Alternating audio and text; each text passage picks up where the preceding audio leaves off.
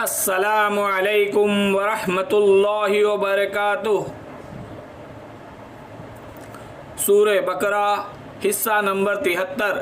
سورہ بقرہ حصہ نمبر 73، رکوع نمبر 5، آیت نمبر 42 اور 43۔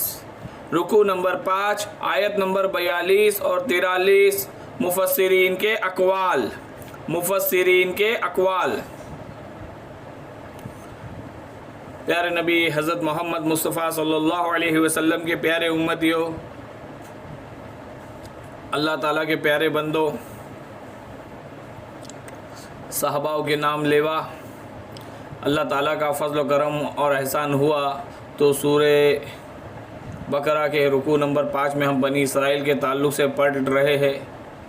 پہلے رکوع میں پہلی آیت میں ہم نے پڑھا کہ بنی اسرائیل کو اللہ تعالیٰ نے اپنی نعمتوں کو یاد کرنے کے لیے کہا، پھر ان سے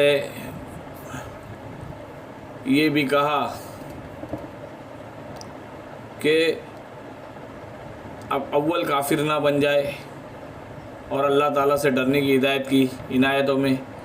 اور آج حصہ نمبر 73 میں بھی ہم بنی اسرائیل کے تعلق سے ہی پڑھیں گے، اور ہمیشہ کی طرح اپنے موضوع کے تعلق سے جو آیت ہے، آیت نمبر 42 اور 43، پہلے انہیں پڑھیں گے، پھر ان کے تعلق سے مفسرین کے اقوال پڑھے جائیں گے۔ اعوذ باللہ من الشیطان الرجیم، بسم اللہ الرحمن الرحیم، ولا تلبسوا الحق بالباطل وتكتموا الحق وانتم تعلمون واقیموا الصلاة وآتوا الزکاة وارکعوا مع الراکعین۔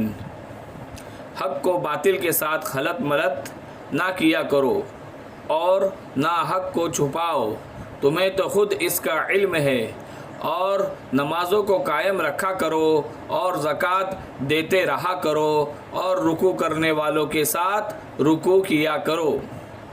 حق کو باطل کے ساتھ خلط ملط نہ کیا کرو اور نہ حق کو چھپاؤ، تمہیں تو خود اس کا علم ہے، اور نمازوں کو قائم رکھا کرو اور زکوٰۃ دیتے رہا کرو، اور رکوع کرنے والوں کے ساتھ رکوع کیا کرو۔ حق کو نہ چھپاؤ یہود کی خصلت ہے کہ اس آیت میں یہودیوں کو ان کی اس بد خصلت پر تنبیہ ہو رہی ہے کہ وہ باوجود جاننے کے کبھی تو حق و باطل کو گڑمڑ کر دیا کرتے تھے، تو کبھی حق کو چھپا لیا کرتے تھے، تو انہیں ان کی اس ناپاک عادت کو چھوڑنے کا کہا گیا ہے۔ تو انہیں ان کی اس ناپاک عادت کو چھوڑنے کا کہا گیا ہے۔ حق کو ظاہر کرنے اور حق کو کھول کھول کر بیان کرنے کے بارے میں کہا گیا ہے۔ حق کو پہچان کر بھی رد کرنا یہ اللہ کے غضب کو مسلط کراتا ہے۔ حق کو پہچان کر بھی رد کرنا یہ اللہ کے غضب کو مسلط کراتا ہے۔ بہت ہی چھوٹا سا نکتہ ہے پر بہت ہی گہرائی سے بھرا ہے کہ حق کو پہچان کر بھی رد کرنا یہ اللہ کے غضب کو مسلط کراتا ہے۔ جیسے کہ ہم مسلمانوں کے بنی اسرائیل پر تو اللہ کا غضب ہو گیا کیونکہ انہوں نے حق کو پہچان کو رد کر دیا، تو دنیا تو بھلے ملی یا نہیں ملی، لیکن ہدایت نہ ملنا، توفیق نہ ملنا، توفیقوں سے دور ہونا، اللہ کی رحمت سے دور ہونا، یہ بھی اللہ کا غضب ہے۔ تو اسی طرح آج ہم بھی کئی باتیں حق پہچانتے ہیں لیکن اس کو رد کر دیتے ہیں، تو آج ہم پر اللہ کا غضب مسلط ہے اور باطل ہم پر مسلط ہو رہا ہے۔ تو باطل کا ہم پر مسلط ہونا یہ بھی اللہ کا غضب مسلط ہونا ہی ہے، ورنہ باطل کی مجال نہیں۔ تو حق و باطل اور سچ اور جھوٹ کو آپس میں نہ ملاؤ اور اللہ کے بندوں کی خیر خواہی کرو۔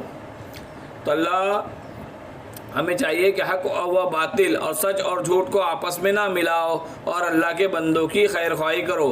رسول اللہ صلی اللہ علیہ وسلم کی پیشن گوئیاں جو یہود اپنی کتابوں میں پاتے ہیں، انہیں عوام الناس سے نہ چھپانے کا کہا گیا ہے۔ کہ نبی اکرم صلی اللہ علیہ وسلم کی پیشن گوئیاں یہودیوں کی کتاب تورات میں تھی، لیکن انہوں نے اس کو چھپایا، تو انہیں اللہ تعالیٰ کہہ رہے کہ اسے چھپاؤ نہیں، اسے ظاہر کرو۔ آج ہمارے معاشرے میں بھی جب کبھی دو بھائیوں میں یا دو دوستوں میں یا ہمارے گھر میں یا کسی اور کے گھر میں کسی بات پر جھگڑا ہو جائے تو اکثر لوگوں کی رائے یہی ہوتی ہے کہ بھائی آپس میں جھگڑا مت کرو، جھگڑنا بہت بری بات ہے۔ پر اسلام اس طریقے کو پسند نہیں کرتا۔ پہلے ان لوگوں کی بات یعنی کہ جھگڑے کی وجہ پوچھی جائے اور صحیح اور غلط یعنی حق اور باطل کا فیصلہ کیا جائے، پھر انہیں کہا جائے کہ اب جھگڑا ختم کرو، یہ ٹھیک طریقہ ہے۔ اسی طرح حق اور باطل کو حق الگ الگ کر دیا جائے۔ حق و باطل کے درمیان فیصلہ کرنا بھی اللہ کی طرف سے بڑی آزمائش ہوتی ہے کہ ہم کسی کو راضی رکھنے کے لیے غلط فیصلہ کرتے ہیں یا اللہ کو راضی کرنے کے لیے صحیح فیصلہ کرتے ہیں۔ حق و باطل کے درمیان فیصلہ کرنا بھی اللہ کی طرف سے بڑی آزمائش ہوتی ہے کہ ہم کسی کو راضی رکھنے کے لیے غلط فیصلہ کرتے ہیں یا اللہ کو راضی کرنے کے لیے صحیح فیصلہ کرتے ہیں۔ حق و باطل کا فیصلہ کرتے وقت یہ نہیں سوچنا چاہیے کہ جن کے درمیان فیصلہ کیا جا رہا ہے کل ہو سکتا ہے کہ وہ ایک ہو جائیں گے اور میں برا بن جاؤں گا، اور میں کیوں برا بنوں ان کے جھگڑے میں، یا میرے حق فیصلہ کرنے سے کوئی ناراض ہو جائے گا۔ کسی کی بھی پرواہ کیے بغیر حق فیصلہ کر کے اللہ کو راضی کرنا ہے۔ اس آیت میں آگے اللہ تعالیٰ نے فرمایا نماز اور زکوٰۃ، وَأَقِیمُوا الصَّلَاةَ وَآتُوا الزَّکَاۃَ، اور قائم کرو نماز کو اور ادا کرو زکوٰۃ کو۔ نماز اور زکوٰۃ ہر زمانے میں دین اسلام کے اہم ترین ارکان رہے ہیں۔ تمام انبیاء علیہ السلام کی طرح بنی اسرائیل کے انبیاء علیہ السلام نے بھی نماز اور زکوٰۃ کی تعلیم دی تھی، مگر یہودی اس سے غافل ہو چکے تھے۔ نماز با جماعت کا نظام یہودیوں کے یہاں بالکل ختم ہو چکا تھا، اور یہودی قوم کی اکثریت انفرادی نماز کی بھی تاریخ ہو چکی تھی اور زکوٰۃ دینے کی بجائے سود کھانے لگے تھے۔ وَآتُوا الزَّکَاۃَ، لفظ زکوٰۃ کے معنی لغت میں دو آتے ہیں، ایک پاک کرنا اور دوسرا بڑھنا۔ لفظ زکوٰۃ کے معنی لغت میں دو معنی آتے ہیں، ایک پاک کرنا اور دوسرا بڑھنا۔ اصطلاح شریعت میں مال کے اس حصے کو زکوٰۃ کہا جاتا ہے جو شریعت کے احکام کے مطابق کسی مال سے نکالا جائے اور شریعت کے مطابق صرف کیا جائے۔ اصطلاح شریعت میں مال کے اس حصے کو زکوٰۃ کہا جاتا ہے جو شریعت کے احکام کے مطابق کسی مال میں سے نکالا جائے اور شریعت کے مطابق صرف کیا جائے۔ اگرچہ یہاں خطاب موجودہ بنی اسرائیل کو ہے، جس سے ثابت نہیں ہوتا کہ نماز اور زکوٰۃ اسلام سے پہلے بنی اسرائیل پر فرض تھی، مگر سورہ مائدہ میں آیت نمبر 12 سے ثابت ہے کہ نماز اور زکوٰۃ بنی اسرائیل پر فرض تھی، اگرچہ اس کی کیفیت اور حیت وغیرہ میں کچھ فرق ہوگا، طریقہ کچھ الگ ہوگا، جیسے ہم آج کرتے ویسا نہیں ہوگا، تھوڑا الگ بھی ہو سکتا ہے۔ آگے اللہ نے فرمایا وَارْكَعُوا مَعَ الرَّاكِعِينَ، رکوع کرو رکوع کرنے والوں کے ساتھ۔ رکوع کے لغوی معنی جھکنے کے ہے، اور اس معنی کے اعتبار سے یہ لفظ سجدے پر بھی بولا جاتا ہے۔ رکوع کے لغوی معنی جھکنے کے ہے اور اس معنی کے اعتبار سے یہ لفظ سجدے پر بھی بولا جا سکتا ہے، کیونکہ وہ بھی جھکنے کا انتہائی درجہ ہے۔ مگر اصطلاح شرع میں اس خاص جھکنے کو رکوع کہتے ہیں جو نماز میں مشہور و معروف ہے۔ آیت کے معنی ہے کہ رکوع کرو رکوع کرنے والوں کے ساتھ، وَارْكَعُوا مَعَ الرَّاكِعِينَ، رکوع کرو رکوع کرنے والوں کے ساتھ۔ یہاں ایک بات یہ قابل غور ہے کہ نماز کے تمام ارکان میں سے اس جگہ رکوع کی خاص تخصیص کیوں کی گئی؟ رکوع ہی کے بارے میں کیوں کہا گیا؟ رکوع ہی خاص کیوں کہا گیا؟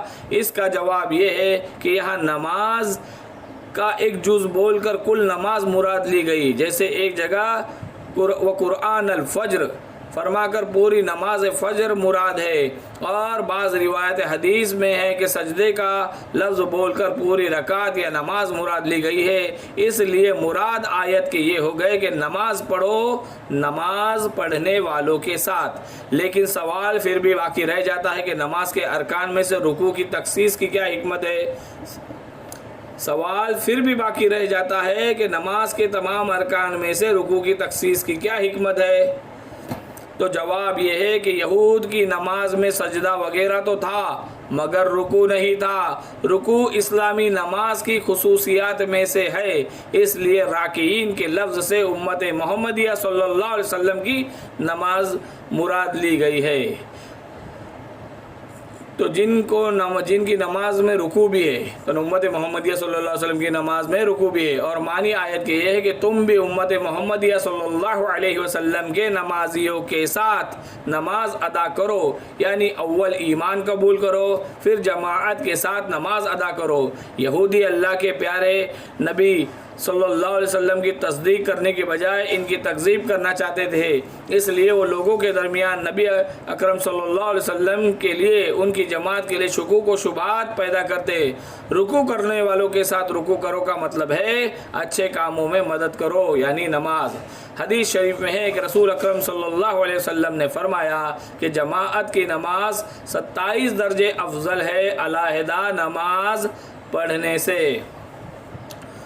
تو ناظرین سامعین، الحمدللہ ہمارا حصہ نمبر 73 آیت نمبر 42 اور 43 کا یہاں اختتام ہوا۔ مفسرین کے اقوال ہم نے کم و بیش جو تھے وہ پڑھ لیے۔ اللہ تعالی ہمیں کہنے سننے سے زیادہ عمل کرنے کی توفیق عطا فرمائے اور ہمیں بغیر حساب کتاب کے نقد جنت میں داخل فرمائے۔